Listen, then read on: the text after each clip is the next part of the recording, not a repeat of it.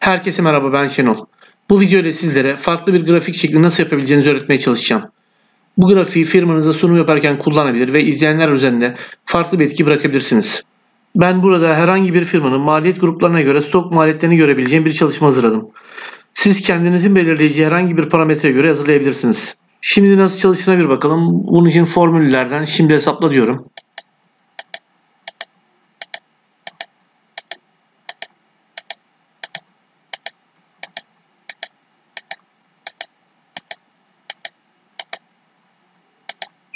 Şimdi yapım aşamasına geçelim. Bunun için şunları alıyorum. Kopyalıyorum. Sayfa 2'ye özel yapıştır değerleri, özel yapıştır biçimleri diyorum.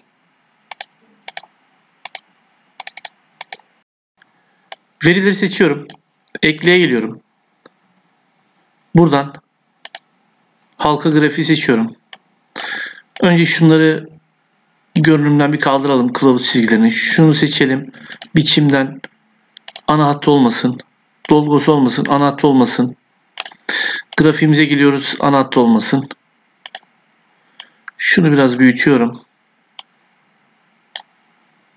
Şunları sileceğim. Şunu girişten bold, kalın ve büyüteceğim.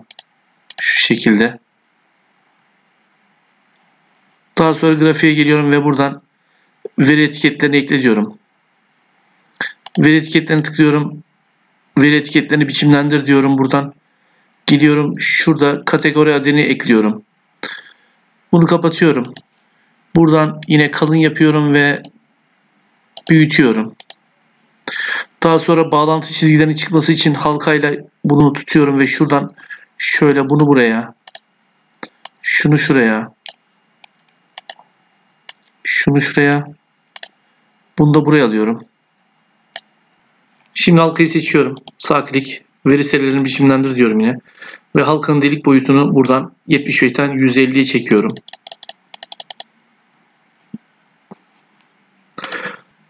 Daha sonra şu ortaya toplam değerimizi gösterecek metin kutusu ekleyeceğim. Ama öncelikle şuraya formüllerden otomatik toplam deyip enter diyorum. Şu değeri şurada göstereceğim. Bunun için ekle. Ama ondan önce grafiği seçiyorum. Daha sonra metin kutusu ve şuraya ekliyorum. Az sonra grafiği seçip metin kutusunu neden eklediğimizi göstereceğim. Ama öncelikle şunu shift eşittir diyorum şuraya. Ve şunu seçiyorum. Enter diyorum. Ortalıyorum. Ve şunu kalın ve büyütüyorum. Şunu biraz küçültüyorum şu şekilde.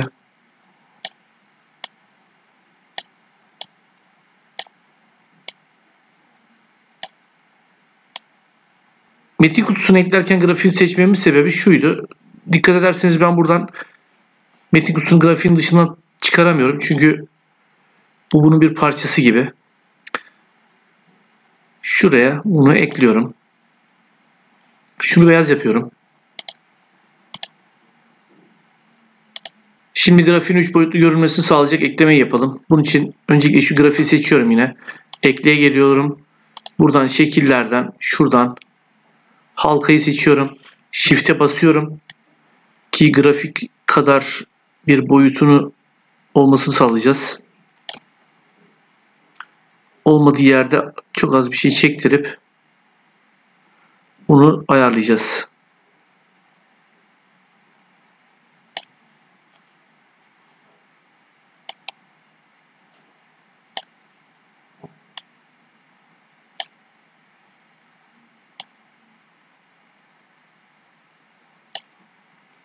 Evet, oldu gibi. Çok ince ayar gerekebilir. Oldu sayılır.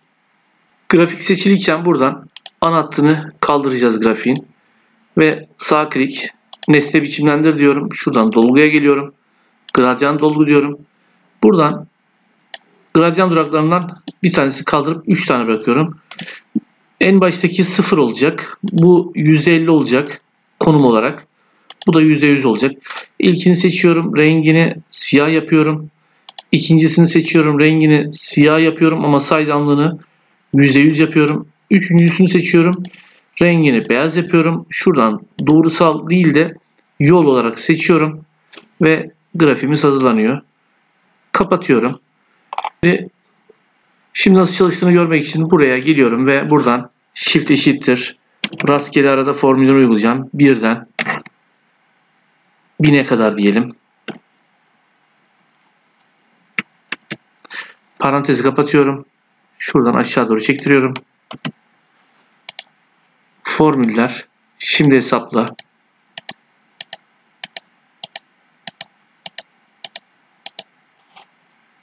Simit grafiği ile ilgili anlatacaklarım bu kadar. Umarım videomu beğenmişsinizdir. Bundan sonraki videolarımı takip etmek ve öğrenmek isterseniz kanalıma üye olmanızı rica ediyorum. Şimdilik kendinize iyi bakın. Daha sonra tekrar görüşmek üzere.